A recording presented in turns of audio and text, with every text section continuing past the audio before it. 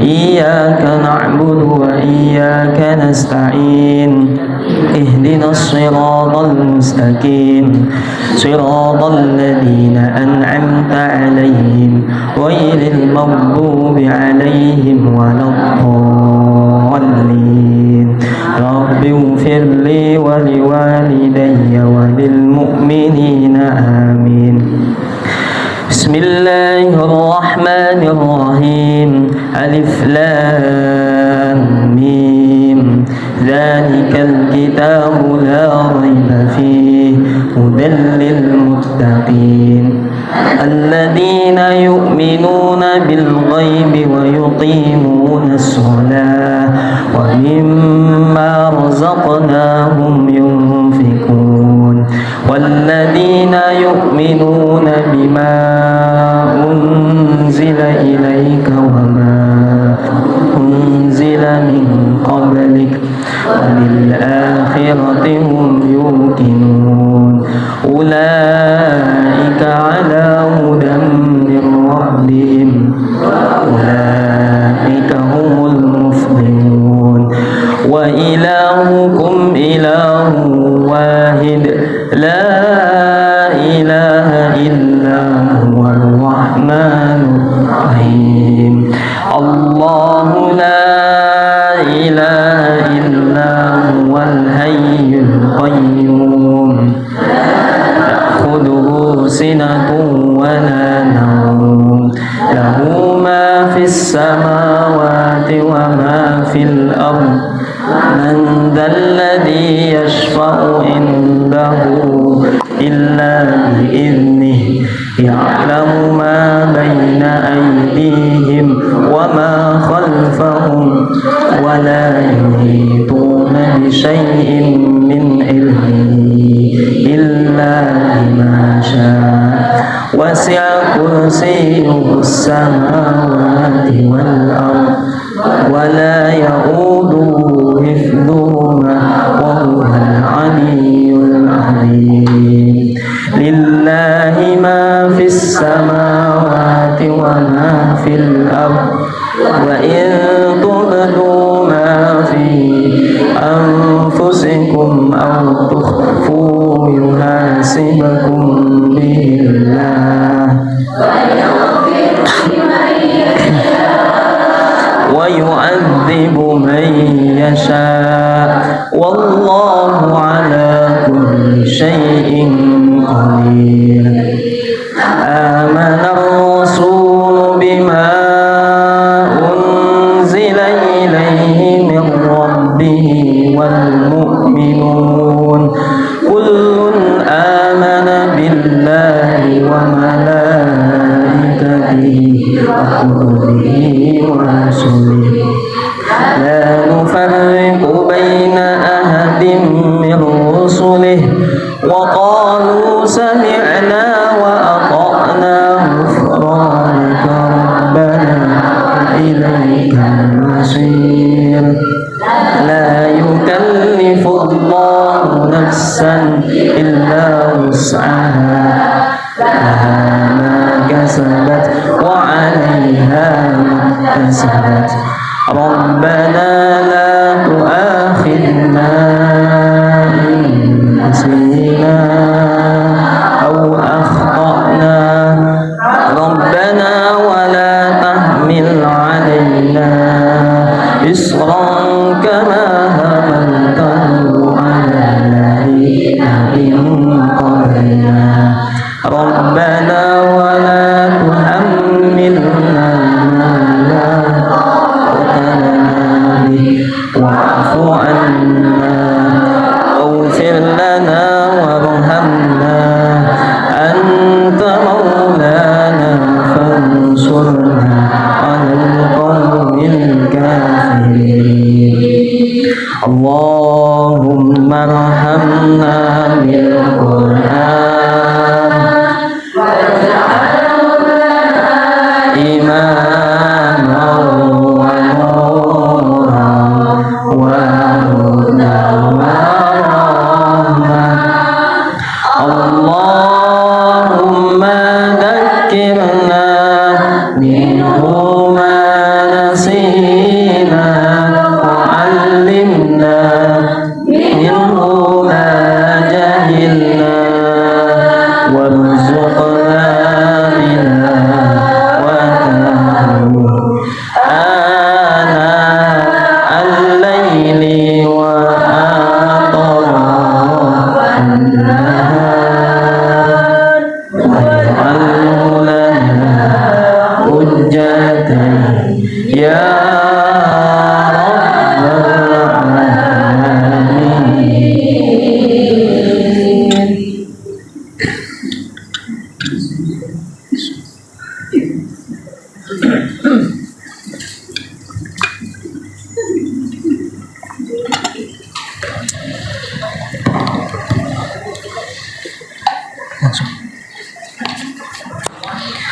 Assalamualaikum warahmatullahi wabarakatuh.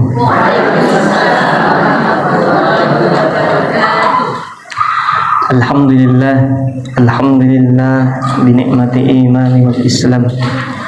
Alhamdulillah alladzi arsala rasulahu bil huda wa dinil haqq liyudhhirahu 'ala ad-din kullih wa kafaa billahi shahida. Asyhadu an la ilaha illallah wahdahu la syarika lah wa asyhadu anna Muhammadan 'abduhu wa rasuluhu la nabiyya wa la rasula ba'dah. Qala Allah Ta'ala fi kitabihil karim. A'udzu billahi minasy syaithanir rajim. Bismillahirrahmanirrahim. Ya ayyuhalladzina amanu dzkurullaha dzikran katsira wasabbihuhu bukratan wa asila. Al-ayah, sadaqallahul azim. Para jamaah, ibu-ibu yang dirahmati oleh Allah, alhamdulillah pada pagi hari ini Allah masih memberikan kesempatan, masih memberikan nikmat iman, nikmat Islam, nikmat sehat dan lain sebagainya, sehingga kita bisa bersama-sama berkumpul untuk melaksanakan kajian khatmil Quran yang dilakukan mungkin sebulan 2 kali, 1 bulan 1 kali. Para jamaah, ibu-ibu yang dirahmati oleh Allah, mungkin dari tadi kita menyempatkan waktu. Dari tadi berangkat dari rumah, kemudian karena ada kajian khatmil Quran, kita cepat-cepat yang masak, cepat-cepat masak, cepat-cepat mandi, cepat-cepat siap-siap beres-beres, sehingga Allah menuntun kita untuk pergi ke sini. Satu tujuannya untuk memperdalam ilmu agama. Kalau dulu kita mungkin pernah dengar orang tua kita kalau misalkan ngomong sama kita pas waktu kecil, ataupun kita sendiri sebagai orang tua ngomong ke anak kita, "Nak, kalau dulu itu nak, ayah sama ibu mau sekolah, mau mondok nak, mau ngaji, mau ini dan itu, tapi nggak ada biaya. Makanya kamu sekarang ini benar-benar nak sekolahnya." Mungkin kita pernah ngomong seperti itu. Makanya kita harus banyak bersyukur. Kalau sekarang beda dengan zaman dulu. Kalau dulu mungkin kita cari uang sulit, mau mondok, mau belajar ilmu agama dilarang sama orang tua kita. Tapi kalau sekarang kajian sudah ada di mana-mana, kita tinggal pilih.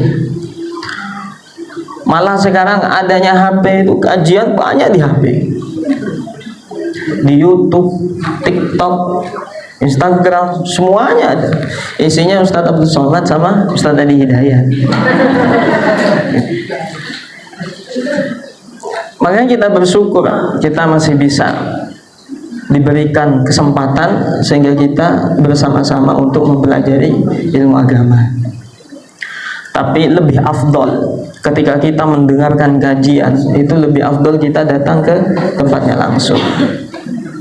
Karena malaikat akan mendoakan kita, mengampuni dosa, minta ampun kepada Allah untuk mengampuni dosa-dosa hamba tersebut. Kemudian sholawat serta salam semoga tetap tercurahkan kepada junjungan Nabi kita Nabi Muhammad SAW. Sebagaimana yang saya sampaikan, orang yang paling bakhil adalah orang yang ketika disebut Nabi Muhammad kemudian dia tidak berselawat kepada Nabi Muhammad SAW. Allahumma sholli wa sallim wa barik alaihi. Kalau kita kemarin membahas tentang perjuangan Nabi Muhammad, di pembukaan itu kita membahas perjuangan Nabi Muhammad ketika mensyiarkan agama Islam. Ketika mensyiarkan agama Islam, Nabi Muhammad penuh dengan cobaan yang luar biasa. Hanya bekal iman dan takwa kepada Allah. Seperti Nabi Musa ketika itu dihadapi dengan Firaun, Nabi Musa ketakutan karena tidak pernah membawa apa-apa, tidak membawa bom, pedang, kemudian pisau, hanya membawa bekal iman dan takwa kepada Allah. Maka dari itu sedikit saya memberikan gambaran ketika Nabi Muhammad membela umatnya nanti di padang mahsyar. Mungkin ibu-ibu kisah ini sudah banyak diceritakan sebenarnya oleh para ustadz, para kiai, kemudian para habaib. Karena kisah ini memang ada, rujukan kitabnya ada. Ketika itu kita berkumpul di padang mahsyar semua. Kita kehausan. Semua kehausan. Kemudian Nabi Muhammad sibuk, orang yang paling sibuk nanti hanya Nabi Muhammad.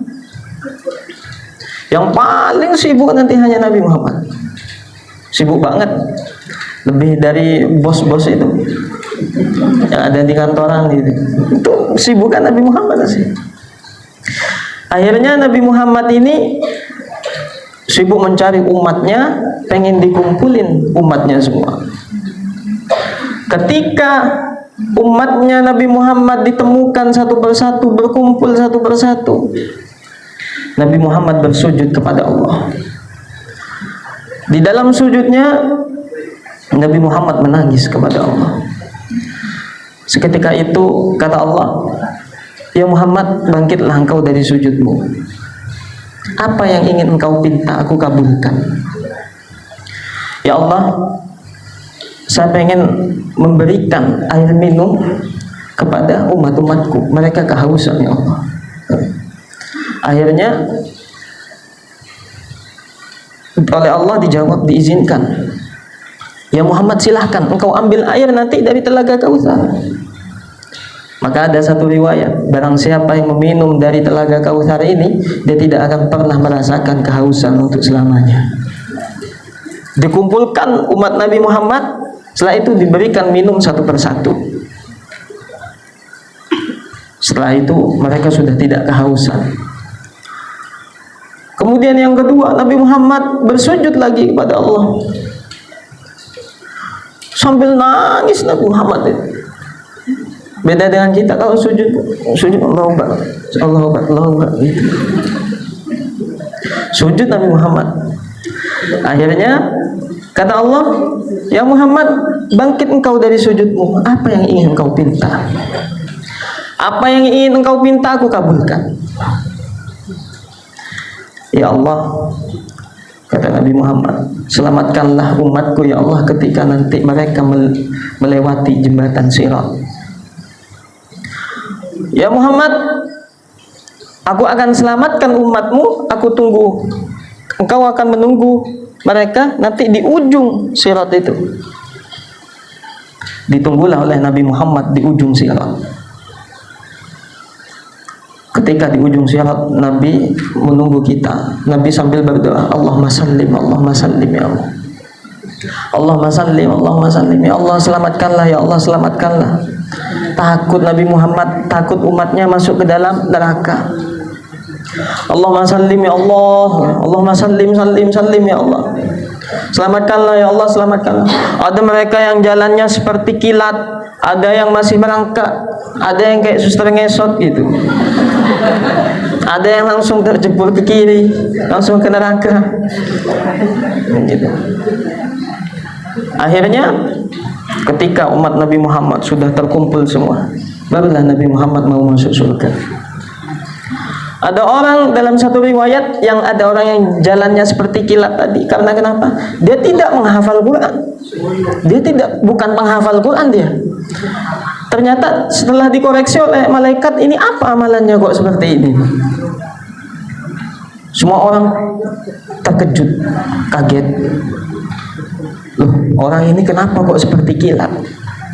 Akhirnya ketika ditelusuri, ternyata orang ini sering membaca Al-Quran. Setiap harinya membaca Al-Quran.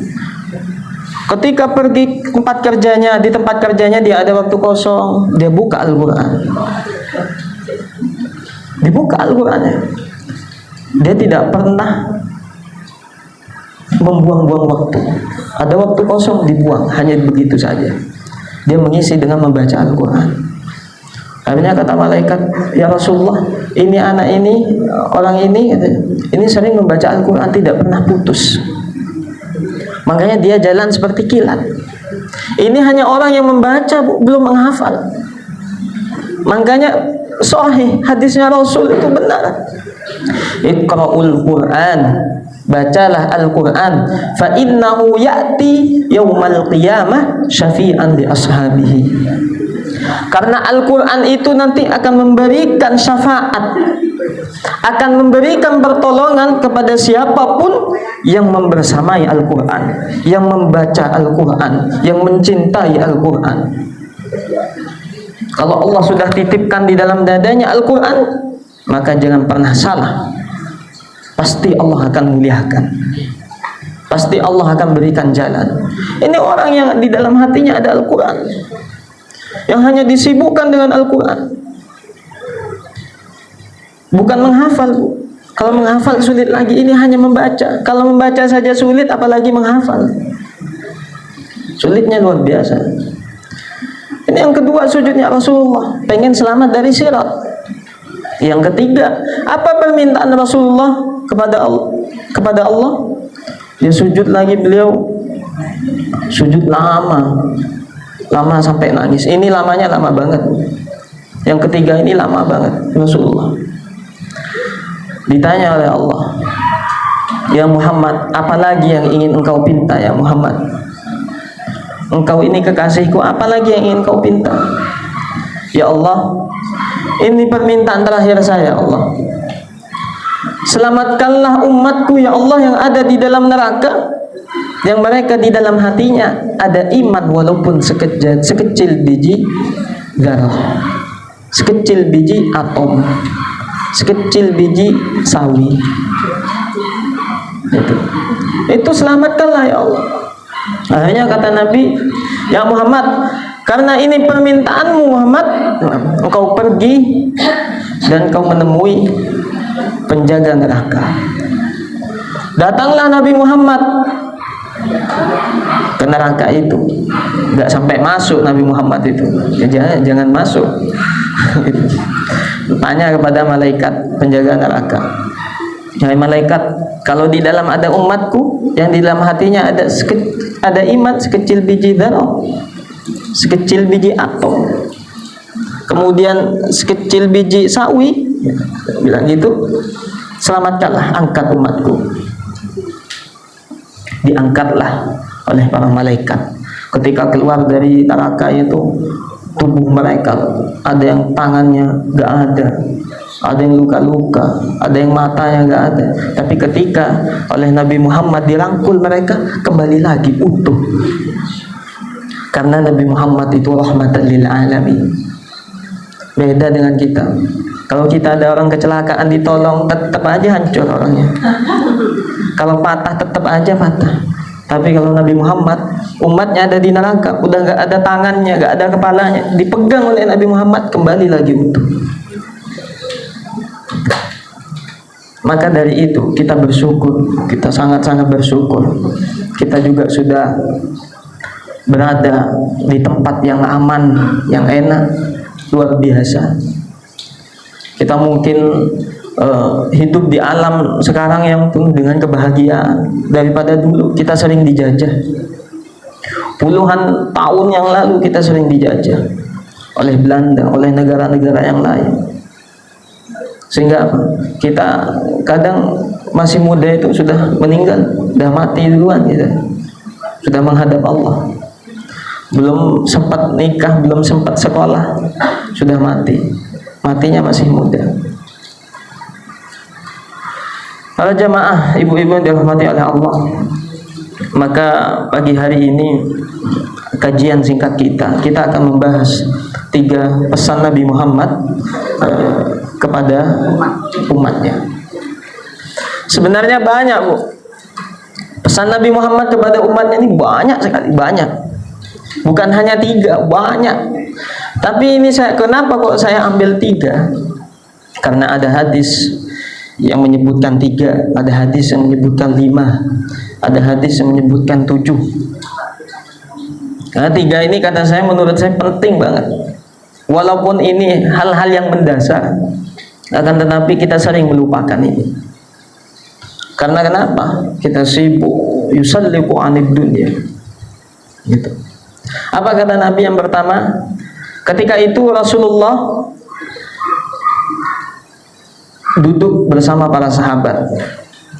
Kemudian dari salah satu sahabat bertanya kepada Rasulullah, "Ya Rasulullah, berilah kami nasihat ya Allah semuanya. Berilah kami nasihat ya Rasulullah, sebagaimana nasihat ini nanti bisa bermanfaat bagi kami ketika kami nanti menghadap Allah di hari akhir."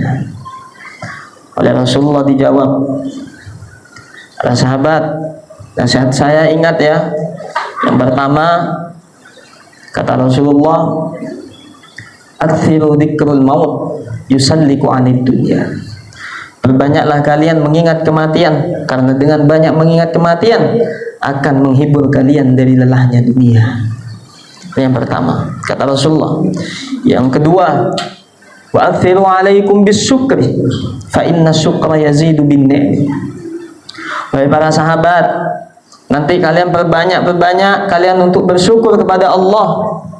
Wa aktsiru alaikum bisyukri fa inna syukra yazidu bin ni'mi. Maka barang siapa orang-orang yang selalu bersyukur kepada Allah, Allah akan tambahkan nikmat-nikmat yang lainnya. Kemudian yang ketiga, kata Rasulullah, wa aktsiru bid-du'a fa innaka la tadri mata yastajibu lak. Perbanyaklah kalian berdoa kepada Allah, karena kalian tidak akan pernah tahu doa mana yang Allah kabulkan. Kemudian para sahabat, "Ya Rasulullah, bisakah engkau menjelaskan satu persatunya ya Rasulullah?"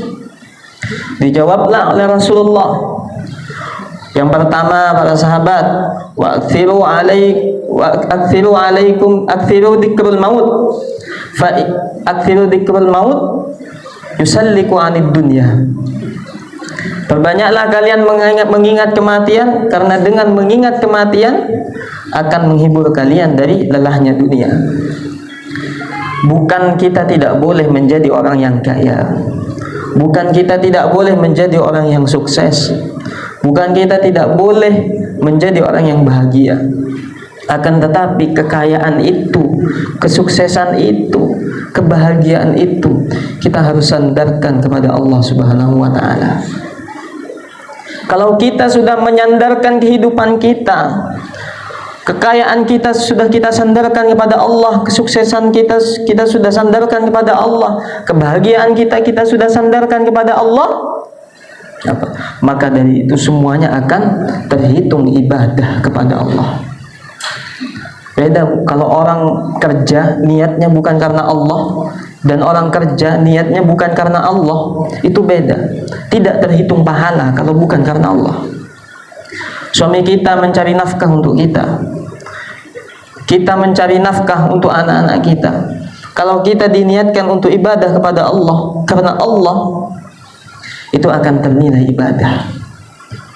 Sebagaimana firman Allah, "Wa ma khalaqtul jinna wal insa illa liya'budun." Tidaklah aku menciptakan jin dan manusia kecuali hanya untuk beribadah kepada Allah. Satu tujuannya. Terus untuk apa kehidupan kita? Alladzi khalaqal mauta wal hayata liyabluwakum ayyukum ahsanu amala. Allah menciptakan hidup dan mati ini hanya untuk apa? Menguji kita. Allah itu pengen tahu seberapa taat kita kepada Allah, seberapa banyak, seberapa lama kita beriman kepada Allah. Itu diuji oleh Allah. Kalau kita bicara kematian, maka saya mulai dari dulu pas waktu itu sering-sering memesan kepada para ibu-ibu untuk selalu berbuat baik kepada orang lain. Kalau wanita ketika meninggal, yang ngurus siapa? Laki-laki. Yang mandiin perempuan. Cuma yang mengantarkan jenazahnya laki-laki. Ke liang lahat. Cinta itu akan tumbuh. Kita melihat sekarang suami kita selalu tengkar dengan suami kita. tapi kita cinta kepada suami kita, maka cinta itu akan tumbuh ketika suami kita atau orang yang kita cintai itu sudah berada di pintu rumah sakit dan pintu kubur. Kalau sudah ada di pintu rumah sakit, kita tahu bahwa suami kita yang mencari nafkah untuk kita sudah masuk rumah sakit, apalagi sudah masuk ruangan ICU, maka cinta kita akan tumbuh. Ya Allah, itu suami saya, siapa lagi nanti akan mencarikan nafkah untuk saya? Aku cinta ya Allah, gitu. Akhirnya apa? Yang awalnya dia istrinya suka marah-marah, tiba-tiba ketika nyampe rumah sakit, wahai suamiku, aku minta maaf, aku mencintaimu sampai aku mati, sampai aku nanti bertemu lagi di surga. Semuanya puisi-puisi diungkapkan di situ.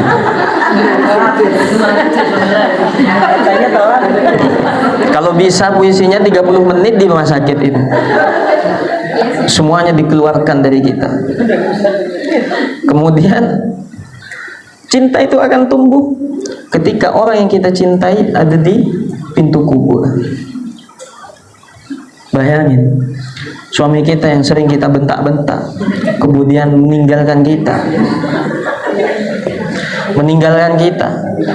Ketika nyampe liang lahat di tempat peristirahatan terakhir, tempat istirahat yang paling terakhir katanya, yang awalnya kita kalau istirahat harus ke hotel, harus ke villa, kita harus pergi ke kamar kita sendiri, akan tetapi ini ke liang lahat nih, gak membawa apa-apa, cuma kain kafan saja yang dibawa.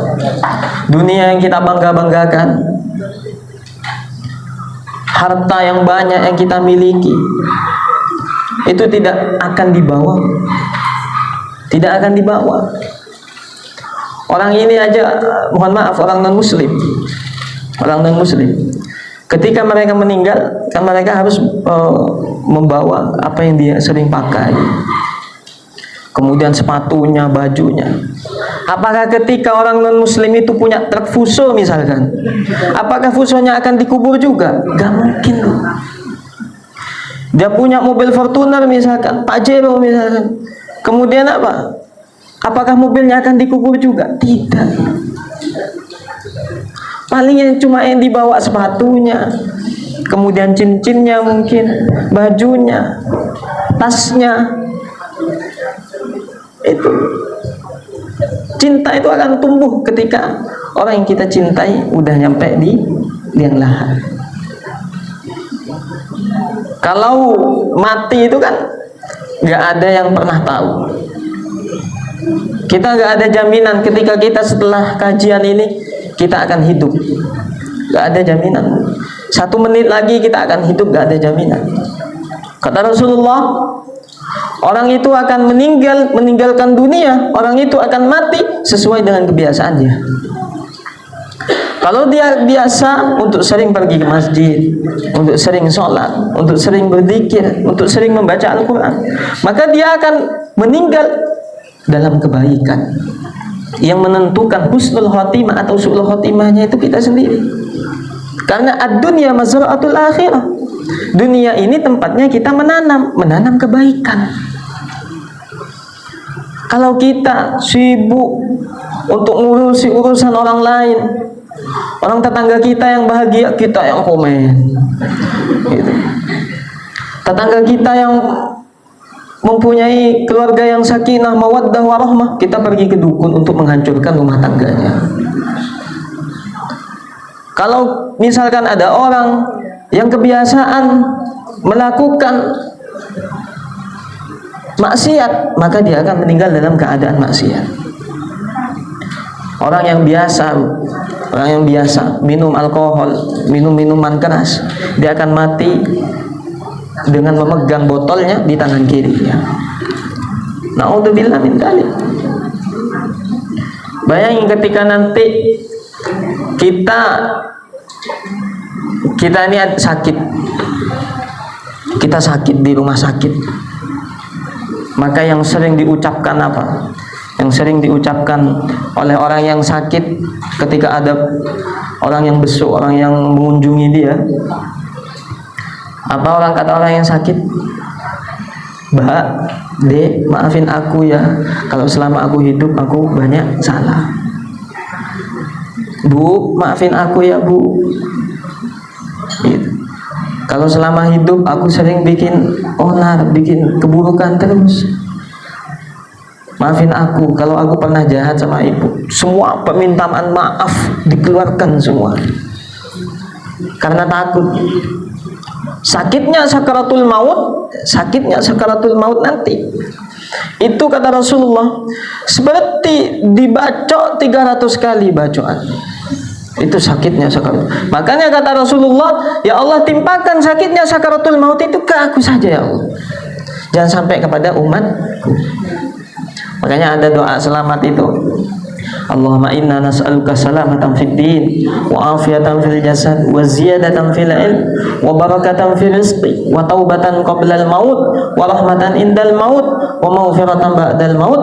Allahumma hawwin alaina fi sakaratil maut. Ya Allah, ringankanlah ya Allah. Ringankanlah ya Allah. Jangan kau sakitkan badanku ya Allah. Aduh, ketika nanti sakaratul maut itu akan tiba kepadaku. Sakitnya sakaratul maut. Kalau kita mau menghadapi sakaratul maut, kita masih merasakan sakit. Kemudian ada orang yang pernah kita dolimi, kita pernah berbuat buruk kepada orang tersebut, kemudian orang tadi tidak memaafkan, maka rasakan sakitnya sakaratul maut itu. Pasti sakit. Kita belum mencoba aja, nanti dicoba satu-satu sama malaikat. Itu. Coba satu-satu dan merasakan nanti ketika kaki sudah terasa dingin, kemudian tambah ke atas, betis kita dingin, kemudian paha kita dingin, perut kita dingin, sampailah ke dada. Ketika sudah ke dada, Masya Allah luar biasa. Ketika ruh meninggalkan jasadnya. Setelah itu siapa yang mengurusi kematian kita? Orang-orang yang ada di sekitar kita, tetangga kita, teman-teman kita, kemudian keluarga kita, itu yang akan mengurus kita. Maka kalau kita sudah buruk sama tetangga, sama orang lain, sudah sering melakukan kejahatan, pas ketika meninggal, si fulanah meninggal, boleh biarin aja fulanah itu meninggal, biar dia mati sendiri aja, dikubur sendiri aja gitu. Karena kita kenapa? Sering melakukan keburukan kepada orang lain. Ketika jasad kita dimandikan, sudah itu jasad kita di kain kafan, dibungkus oleh kain kafan. Setelah itu jasad kita disolatkan, kemudian dihantarkan kepada liang lahat. Ketika di liang lahat, kita akan sendiri di liang lahat itu, tidak bersama siapa-siapa. Ketika badan kita dihadapkan ke kiblat, muka kita dibuka, kemudian apa? Ditempelkan muka kita kepada tanah. Kan mayat itu dibuka mukanya, kemudian ditempelkan kepada tanah. Seketika itu ditutuplah oleh kayu, oleh bata apa itu dan lain sebagainya. Kemudian ditutup oleh tanah. Kata Rasulullah di dalam hadisnya, ini Sahih Bukhari ini, ketika orang yang mengantarkan kita ke liang lahat, kemudian ia meninggalkan kita dalam beberapa langkah saja, orang yang ada di dalam kuburan itu, yang si mayat tadi, dia mendengar suara terempah kita, suara sandal kita, suara kaki kita, ketika ditinggalkan kita di dalam kubur itu, terdengar.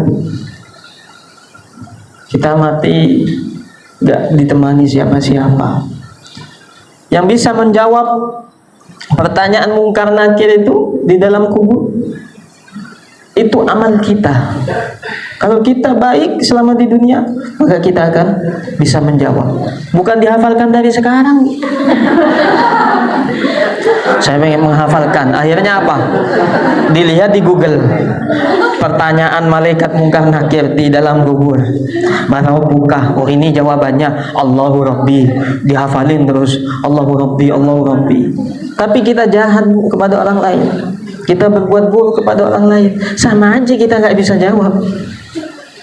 Yang bisa menjawab nanti amal ibadah kita.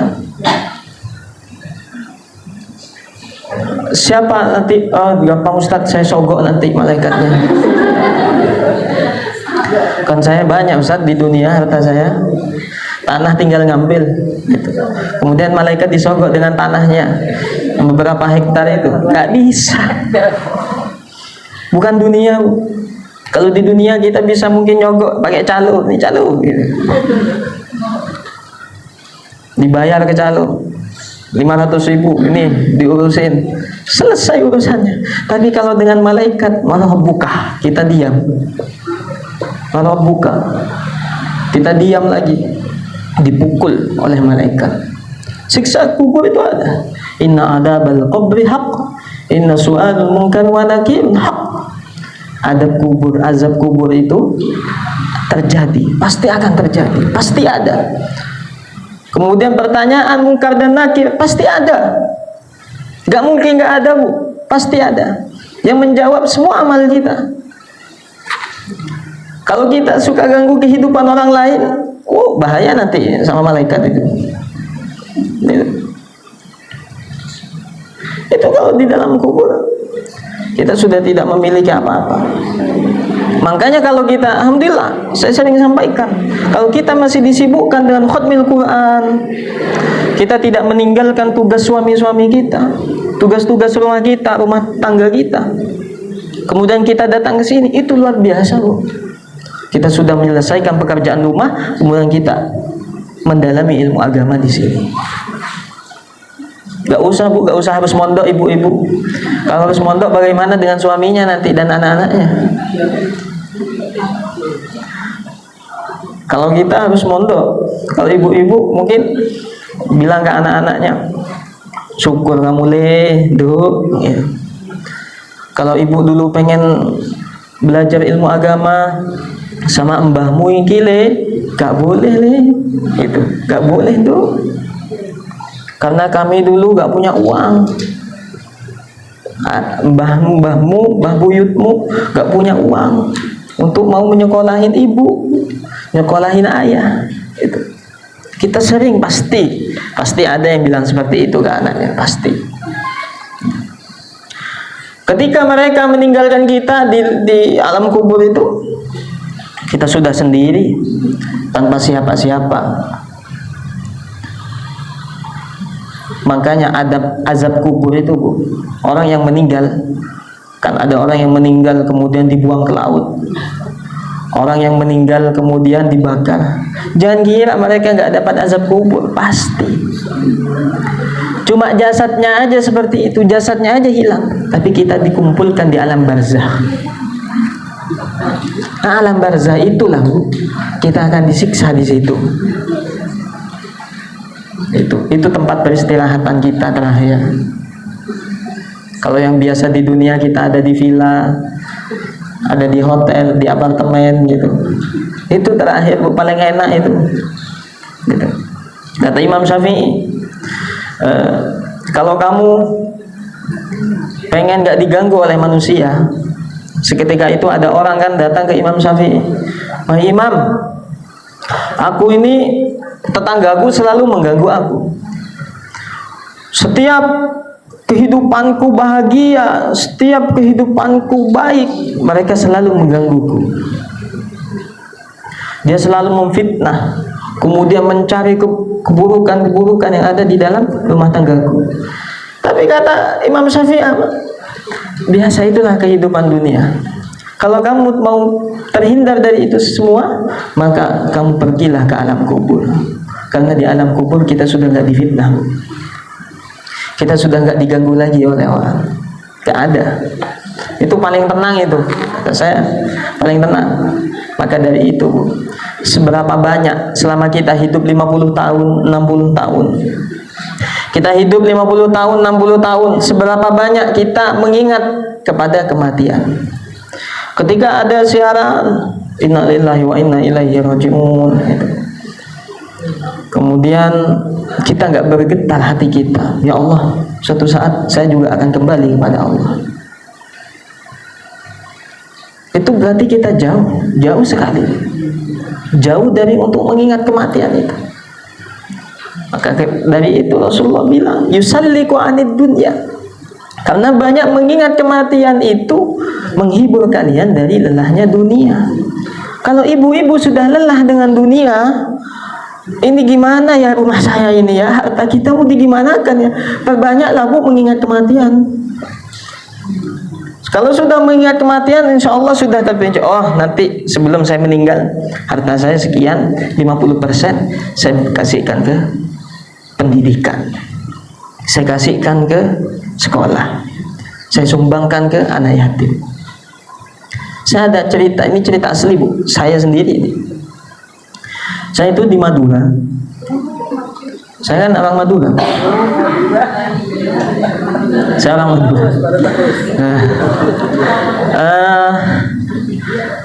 Saya orang Madura. Kemudian saya itu punya tanah, sebidang tanah. Sebidang tanah itu bersebelahan dengan tanahnya orang. Orang ini Bu, dia punya anak, cuma anaknya jauh. Punya istri, istrinya udah tua. Kemudian dia juga sudah tua juga. Karena dia udah nggak yakin, Bu, kalau suatu saat nanti anaknya akan mendoakan orang tuanya. Kemudian datang ke rumah, bertemulah dengan ibu saya, nawarin tanahnya. Saya kira mau nawarin disuruh beli gitu. Kalau dibeli bahaya, dapat dari mana uang segitu? Lumayan besar tanahnya. Kemudian apa yang disampaikan oleh orang tua tadi? Dia hanya menyerahkan tanahnya secara cuma-cuma. Karena di rumah saya itu kan ada pendidikan TPA gitu. Kemudian ada TPQ, ada madrasah itu di rumah saya. Jadi rencana saya untuk kedepannya, saya pengen membuat pendidikan yang mana nanti ada bangunan di sini, di tanah yang kosong ini gitu. Setelah itu orang itu menyerahkan tanahnya, dia bilang bahwa saya ingin menyerahkan tanah saya secara cuma-cuma, tolong dibuatkan pendidikan suatu saat. Ya nyatu Bu dengan tanah saya, bersebelahan. Jadi kalau saya nanti buat pondok pesantren, buat pendidikan, insya Allah besar itu. Gitu. Kalau tanah sudah ada, tinggal dananya aja. Gitu. Nah, dana ini yang agak sulit biasanya. Kita harus cari-cari kemana-mana dana. Kalau kita hanya diam saja, dana hanya mencari diam, nggak akan berdiri pondok pendidikan. Karena dia udah nggak yakin Bu, anaknya akan mendoakan orang tuanya. Karena anaknya jauh dan lupa dengan orang tuanya. Jadi dia serahkan sebelum dia meninggal. Akhirnya saya bilang, saya berjanji selama saya masih hidup, saya akan mendirikan pendidikan di tanah ini. Kemudian saya akan tidak pernah lupa untuk mendoakan Bapak. Akhirnya jelang beberapa tahun kemudian, Bapak itu meninggal, tinggal istrinya saja. Kemudian istrinya inilah yang suka cari makan untuk sapi itu, rumput-rumputnya itu diarit semua untuk makanan sapi di tanah itu. Jadi masih rumput itu masih bertumbuhan di situ. Itu tinggal istrinya aja yang punya sapi. Nah ini nggak tahu kalau pas sapinya nanti dikasihkan ke saya juga, repot ini. Nah, kalau pas sapinya ini Ustaz, ada satu sapi tolong dikorbankan gitu. Atau untuk selamatkan. Ya otomatis itu harus menjadi tanggung jawab saya dan keluarga tanah itu. Dan kita sudah membuatkan sertifikat wakaf. Jadi biar gak saya walaupun gak ada, biar gak diperjualbelikan nanti tanah itu. Itu sebelum meninggal sudah disiapkan 50% hartanya, bahkan ada orang 90% hartanya diberikan kepada pesantren, diberikan kepada pendidikan, mendirikan pendidikan. Nah, ada orang yang sebelum meninggal, karena ada orang lima orang yang kaya, kemudian apa? Dia sepakat untuk membuat pendidikan, kemudian dia akan mencari ustadz, mencari kiai. Tapi dengan dananya orang yang 5 orang tadi, dia beli tanah, dia membangun pesantren di situ, dia cari ustadz. Karena kenapa? Untuk amal jariah. Ketika saya sudah meninggal, itu amal jariahnya akan mengalir kepada kita. Kalau kita menyumbangkan sesuatu, kita sumbangkan satu semen saja Bu ke masjid. Satu semen harganya 55 ribu. Itu kemudian tercampur dengan semen-semennya orang, sumbangan yang lain, kemudian dibuat ibadah di situ, dibuat ibadah, dibuat kajian, dibuat ceramah, maka orang yang menyumbang tadi akan mendapatkan pahala juga. Namanya amal jariah. Makanya kalau ada orang amal jariah itu, tapi jangan gampang percaya dengan orang yang bawa buku kemudian minta amal itu. Takutnya amalnya nanti, uangnya tadi nggak tepat sasaran. Jadi memang harus dibenar-benarkan, harus di tepat sasaran apa yang kita sumbangkan, maka kita akan mendapatkan pahala. Itulah kalau kita pengen banyak-banyak mengingat kematian, sesuai dengan hadis Rasul juga. Hati ini berkarat seperti berkaratnya besi. Kemudian ditanya oleh para sahabat, "Wa majilauha ya Rasulullah?" Apa membersihnya ya Rasulullah? Kathratu dzikril maut wa tilawatul Quran. Banyak-banyak kalian mengingat kematian dan banyak-banyak kalian membaca Al-Qur'an. Karena itu penting, itu akan membersihkan jiwa kita. Orang yang hatinya bersih, dia tidak akan pernah bosan untuk membaca Al-Qur'an. Tapi kalau orang sudah hatinya kotor, sudah sibuk dengan ini itu, dia akan jarang untuk baca Quran. Paling yang dibaca 1 minggu 1 kali, itu pun surat Yasin. Malam Jumat aja. Kata Rasulullah, orang yang ada di dalam kubur itu, kalau dia berbuat baik selama di dunia, dia itu seperti pengantin anyar. Manten anyar, tahu manten anyar Bu? Iya, itu kayak pengantin baru itu. Kenapa kok seperti itu? Dia sudah terlalu banyak nikmat katanya. Seakan-akan dia di dalam kubur itu bukan kubur itu, akan tetapi raudhatun min riyadil jinan. Yaitu taman surga di situ. Jadi dia sudah merasa nikmat, dia sudah merasa enak, gitu. Sama dengan pengantin anyar. Ketika kita menikah, baru malam pertama, kok suaminya udah bilang sama istrinya, "Dek, kok rasanya malam ini kok sebentar sekali ya?" katanya. Padahal malamnya sudah 6 jam, 10 jam, gitu. Karena kenapa? Terlalu banyak nikmatnya. Sudah senang nikmat bahagia itu akhirnya apa? Lupa dengan malamnya. Jadi malam seakan-akan cuma 1 jam, malam seakan-akan cuma 1 menit itu orang yang ada di dalam kubur itu seperti itu. Maka dari itu perbanyaklah kita untuk melakukan kebaikan kepada orang lain. Ini dasar Bu, kajian ini kajian dasar, cuma sebagai pondasi biar iman kita kuat, gitu. Iman kita kuat walaupun ini banyak sudah disampaikan oleh banyak orang, tapi kita sering lupa untuk mengingat kematian. Kemudian yang kedua, Rasulullah, wa athiru alaikum bisyukri fa inna syukra yazidu bin ni'mi. Perbanyaklah kalian untuk bersyukur kepada Allah, karena dengan banyak-banyak bersyukur kalian akan ditambahkan oleh Allah dengan nikmat-nikmat yang lain. Kita bersyukur kita sudah merdeka dari beberapa tahun yang lalu. Kita bersyukur diberikan keluarga yang bahagia, keluarga yang sakinah, mawaddah, warahmah.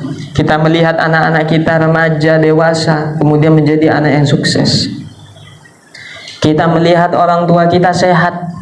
Kita melihat orang tua kita bahagia. Kita bersyukur. Bagaimana dengan saudara-saudara kita yang ada di Palestina, yang mereka ketika mau beribadah kepada Allah, mereka ingin sholat, mereka ingin mengaji, mereka ingin mengisi kajian, tiba-tiba diganggu oleh Israel. Gangguannya bukan gangguan seperti biasa, akan tetapi apa? Mereka dihancurkan, mereka dibom, rumah mereka dihancurkan, keluarga mereka dihancurkan. Yang lebih sadisnya lagi, ada seorang anak kecil yang kemudian dibunuh secara sadis. Kita hidup di alam yang penuh dengan ketenangan, maka perbanyaklah kita bersyukur kepada Allah. Kita hidup bahagia, suami kita baik, istri kita baik gitu. Tapi nggak tahu kalau suaminya yang nggak baik, istrinya yang nggak baik gitu. Tapi tetap aja bersyukur. Salah satu kuncinya orang bahagia itu adalah tidak melihat kenikmatan orang lain. Kita akan bahagia kalau kita nggak melihat kenikmatan orang lain. Contohnya seperti video-video yang telah ditayangkan, misalkan ada orang pakai mobil, kemudian dia mengeluh, kenapa saya harus punya mobil? Mobil ini bikin macet. Macet iya, lama untuk sampai kepada tujuan. Kemudian dia melihat orang yang memakai sepeda motor. Ketika ada orang yang pakai sepeda motor, dia kepanasan, kemudian dia mengeluh ke dalam dirinya, seandainya saya punya mobil, mungkin saya tidak pernah kepanasan. Kemudian orang yang pakai sepeda motor tadi melihat ada orang yang pakai sepeda ontel. Ada ibu-ibu yang mengayuh sepeda ontelnya. Gitu. Kemudian dia berpikir, yang ibu-ibu ini, seandainya saya punya sepeda motor, mungkin saya akan cepat untuk sampai tujuan. Saya tidak akan capek. Kemudian ibu yang tadi ini, yang pakai sepeda ontel ini, melihat kepada orang yang ada di bawah jembatan. Dia tidak punya kaki. Dia hanya pakai tongkat yang hanya jalan loncat-loncat itu. Ya Allah, bilang gitu ibu tadi. Ini ada orang yang tidak punya kaki, dia loncat-loncat, dia kepanasan, ini malah lebih lama untuk sampai kepada tujuan.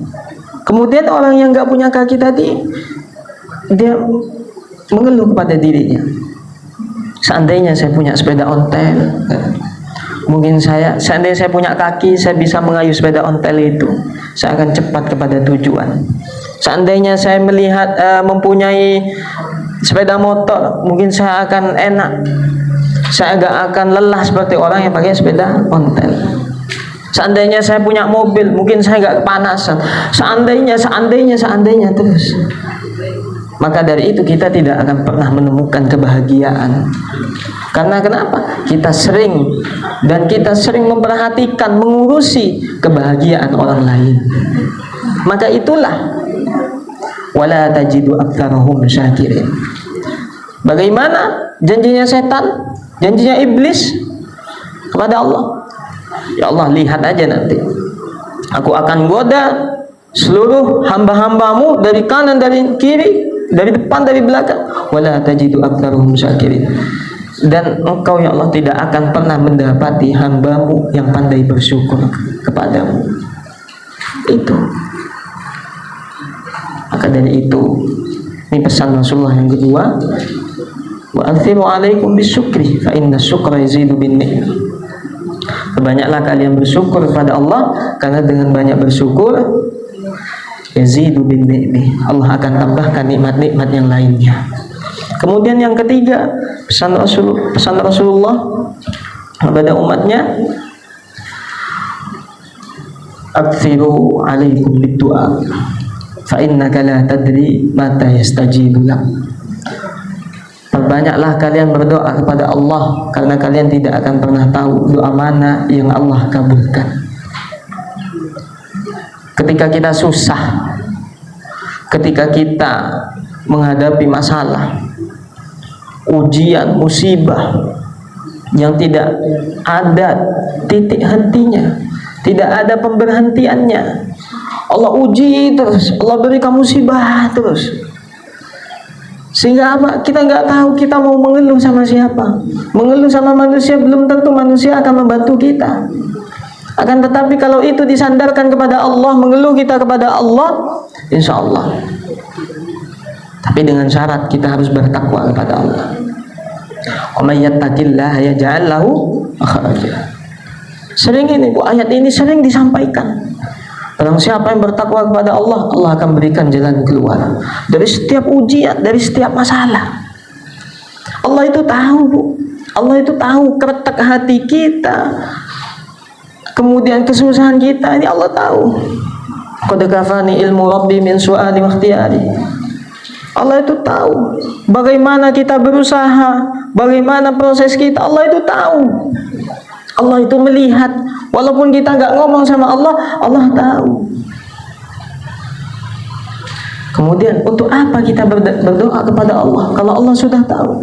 Fa du'ai wa ibtihali. Doa-doaku, rintihan-rintihan hatiku. Apa kata Allah? Tujuannya untuk apa? Syahidul li iftiqari. Yaitu agar menjadi saksi bahwasanya aku yang butuh sama Allah. Hambanya yang butuh sama Allah. Kata Allah, ud'uni astajib lakum. Berdoalah kepadaku, aku akan kabulkan. Banyak-banyak berdoa Bu. Apa yang menjadi hajat-hajat kita, niat-niat kita suatu saat, banyak kita berdoa kepada Allah. Kita mempunyai anak yang soleh, yang soleha. Berdoa kita kepada Allah, ya Allah jadikanlah anak saya, ya Allah jadi anak yang soleh, yang soleha. Ya Allah jadikanlah ya Allah keluarga saya, ya Allah keluarga yang sakinah, mawaddah warahmah. Gitu. Apapun yang kita minta, kita sandarkan kepada Allah. Allah itu tahu, pasti Allah itu melihat apa yang diinginkan oleh hambanya. Kita, misalkan kita yang sudah dicap oleh Allah bahwa kita akan jatuh besok, kita akan jatuh dari sepeda motor besok. Akan tetapi ketika malam kita qiyamul lail, kita bersujud kepada Allah, karena jarak yang paling dekat antara hambanya dan Allah ketika dia bersujud kepada Allah. Pintalah di dalam sujud itu. Kemudian kita meminta di dalam sujud, ya Allah selamatkanlah saya, Allah beserta keluarga saya. Lindungilah ya Allah dari segala musibah, dari segala keburukan. Akhirnya apa? Yang awalnya kita harus jatuh besok, akan tetapi kita disibukkan dengan kajian, kita disibukkan dengan Al-Quran, sehingga apa? Kita tidak kemana-mana, kita tidak pergi kemana-mana, kita tidak mengendarai sepeda motor, kita tidak turun dari tangga, gitu. Kita disibukkan dengan Al-Quran, khotmil Quran, disibukkan dengan kajian. Akhirnya apa? Karena kita sudah berdoa kepada Allah, setelah itu takdir yang tadi kita harusnya jatuh itu diangkat lagi oleh Allah, dihilangkan. Karena tidak ada yang bisa mengubah takdir kecuali doa. Kalau mati, kalau urusan mati meninggal itu tidak bisa diubah. Itu sudah ketetapan Allah. La yastakhiruna sa'ata wa la yastaqdimun. Tidak bisa diakhirkan sedikit pun, diundur. Tidak bisa dimajukan sedikit pun. Itu kalau tentang mati. Tapi kalau jodoh, tentang jodoh, rezeki, itu kita masih bisa berusaha. Jodoh, kita mencari laki-laki yang soleh, misalkan anak-anak kita mencarikan seorang laki-laki yang soleh, yang baik. Kemudian anak kita cowok, kita carikan istri yang solehah, istri yang baik, yang tidak pernah membangkang, yang tidak pernah melawan kepada suaminya. Kita sebagai istri, ibu-ibu mungkin sering melawan suaminya, akan tetapi apa? Kita nggak pengen ketika kita punya anak, mantu kita melawan, mantu kita kasar. Itu semua dari diri kita semua. bukan dari Allah. Jadi kalau ada takdir keburukan bahwa kita mempunyai keluarga yang buruk, misalkan keluarga anak-anak kita gak ada yang patuh sama kita, itu dari kita sendiri. Mungkin kita dulu pernah seperti itu kepada kedua orang tua kita. Kalaupun itu bukan dari kita sendiri, berarti itu ujian dari Allah. Innama amwalukum wa auladukum fitnah. Sesungguhnya harta-harta kalian, anak-anak kalian itu adalah cobaan bagi kalian. Jadi kita yang punya harta, tiba-tiba Allah berikan cobaan. Kemudian kita punya anak banyak, sama Allah diberikan cobaan kepada anak-anak kita. Sehingga apa? Maka kembalilah kepada ayat tadi, dia beluakum ayyukum ahsanu amal. Allah pengen tahu, Allah pengen uji kita, seberapa taat kita kepada Allah, seberapa iman kita kepada Allah Subhanahu wa taala. Itulah pesan-pesan yang disampaikan oleh Rasulullah SAW. Yang pertama apa, Bu? Aktsiru dzikrul maut yusalliku 'anid dunya. Perbanyaklah mengingat kematian, karena dengan mengingat kematian akan menghibur kalian dari lelahnya dunia. Yang kedua adalah wa akthiru 'alaikum bisyukri fa inna syukra yazidu bin ni'am. Perbanyaklah kalian bersyukur kepada Allah, karena dengan memperbanyak syukur kalian akan ditambahkan nikmat-nikmat yang lain oleh Allah. Kalau tiga perkara ini tidak dilupakan, manusia itu tidak akan melakukan satu hal. Rasulullah tidak mengingatkan, Allah pun tidak menegur kita dengan Al-Quran. Karena kita pasti akan melakukan itu, kita akan pasti tidak pernah bersyukur, maka oleh Rasulullah kita ditegur, kita diberikan solusi, diwanti-wanti, dikasih kisi-kisi, supaya apa? Supaya kita dekat dengan Allah. Maka dengan khatmil Quran ini kan sebenarnya kita mendekatkan diri kepada Allah.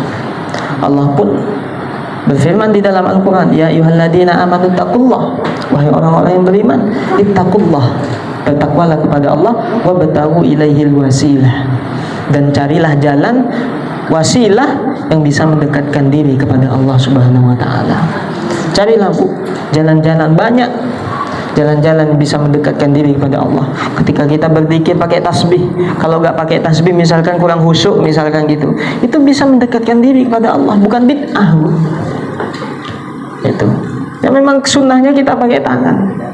Akan tetapi Rasulullah tidak pernah membid'ahkan itu. Apapun yang bisa mendekatkan diri kepada Allah.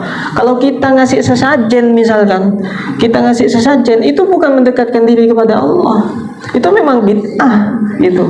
Itu sudah membuat kita jauh dari Allah. Kita sudah menyekutukan Allah. Gitu. Kalau kita pakai sesajen. Kita punya usaha, kemudian usaha kita datang ke dukun, kita datang ke paranormal, kemudian apa? Saya pengen makanan saya laris, ya, pengen nanti rumah makan saya laris. Gimana caranya, Bah? Katanya gitu. Dikasihlah, oh kamu ini harus ini itu. Kita bayar dengan ratusan juta, udah modal kita habis, makanannya gak laku tetap itu. Makanya cara yang paling terbaik adalah mencari jalan supaya kita dekat dengan Allah Subhanahu wa taala. Barakallahu fikum. Kita bersama-sama berdoa kepada Allah, semoga Allah mengampuni dosa-dosa kita, memberikan jalan-jalan yang terbaik, menuntun kita kepada jalan yang lurus, kemudian memberikan kesabaran, keistiqomahan, keikhlasan kepada kita. Amin amin ya rabbal alamin. Bismillahirrahmanirrahim. Alhamdulillahirabbil alamin. Wassalatu wassalamu ala sayyidina Muhammadin wa ala alihi wa sahbihi ajma'in. Wa'fu anna waghfir lana warhamna anta maulana fansurna 'alal qaumil kafirin. Allahumma arhamna bil Qur'an waj'alhu lana imama wa nuran wa hudan wa rahmah. Allahumma dhakkirna minhu ma nasina wa 'allimna minhu ma jahilna. وارزقنا تلاوته آناء الليل وأطراف النهار واجعله لنا حجة يا رب العالمين. اللهم إنا نسألك رحمة من عندك تهدي بها روانا وتلم بها شملنا وتشفي بها مرضانا وتزكي بها عملنا وتلهمنا بها رشدنا يا جامع الناس. اللهم اجمع أمة محمد على نور هدايتك يا جامع الناس. اللهم اجمع أولاد أمة محمد إلى نور هدايتك. اللهم آتنا نعمة ظاهرة ونعمة باطنة يا قوي يا دائم يا حي يا باقي. حسبنا الله لديننا، حسبنا الله لدنيانا، حسبنا الله الكريم لما أهمنا، حسبنا الله الحليم القوي لمن بغى علينا، حسبنا الله الرحيم عند السام، حسبنا الله الرؤوف عند المسألة في الجدال، حسبنا الله اللطيف عند الميزان، حسبنا الله القدير عند الصراط، حسبي الله لا إله إلا هو عليه توكلت وهو رب العرش العظيم. اللهم ذي السلطان العظيم وذي المن القديم وذي الوجه الكريم وولي الكلمة التامة والدعوات المستجابات أكل الحسن والحسين من أنفس الهاكعين القدرة والناظرين وإن الجن والإنس والشياطين. وإياك الذين كفروا ليزلقونك بأبصارهم لما سمعوا الذكر يقولون إنه لمجنون وما هو إلا ذكر للعالمين ومستجاب القرآن العظيم. الله مستجاب القرآن العظيم ومستجاب لقمان الحكيم.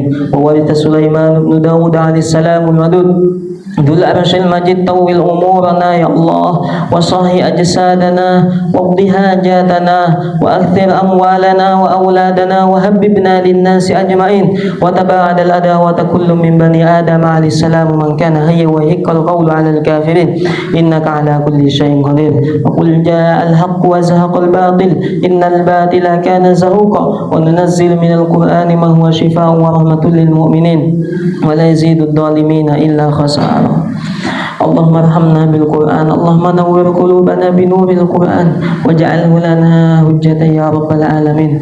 اللهم نور قلوبنا بنور القرآن وبنور رحمتك وبنور هدايتك وبنور معرفتك وبنور عزتك يا الله كما نورت الأرض بنور شمسك برحمتك يا أرحم الراحمين. ربنا ظلمنا أنفسنا وإن لم تغفر لنا وترحمنا لنكونن من الخاسرين. اللهم إنا نسألك سلامة في الدين وعافية في الجسد وزيادة في العلم وبركة في الرزق وتوبة قبل الموت ورحمة عند الموت ومغفرة بعد الموت. اللهم هون علينا في سكرات الموت. اللهم هون علينا في سكرات الموت. اللهم هون علينا في سكرات الموت والنجاة من النار والعفو عند الحساب. اللهم اغفر للمسلمين والمسلمات والمؤمنين والمؤمنات الأحياء منهم والأموات وإلى جميع أهل القبور من المسلمين والمسلمات. اللهم اغفر لهم وارحمهم وعافهم واعف عنهم. اللهم لا تحرمنا أجرهم ولا تفتنا بعدهم واغفر لنا ولهم. يا أيتها النفس المطمئنة ارجعي إلى ربك راضية مرضية فادخلي في عبادي وادخلي جنتي. ربنا آتنا في الدنيا حسنة وفي الآخرة حسنة وقنا عذاب النار وقنا عذاب النار وقنا عذاب النار. وصلى الله على سيدنا محمد وعلى آله وصحبه وسلم. سبحان ربك رب العزة عما يصفون سلام على المرسلين الحمد لله رب العالمين. بسر صلاة الفاتحة. أعوذ بالله من الشيطان الرجيم. بسم الله الرحمن الرحيم. الحمد لله رب العالمين الرحمن الرحيم مالك يوم الدين إياك نعبد وإياك نستعين.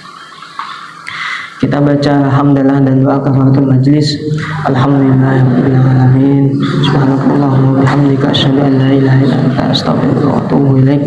Kurang lebihnya saya mohon maaf. Akhirul kalam ihdinas siratal mustaqim. Assalamualaikum warahmatullahi wabarakatuh.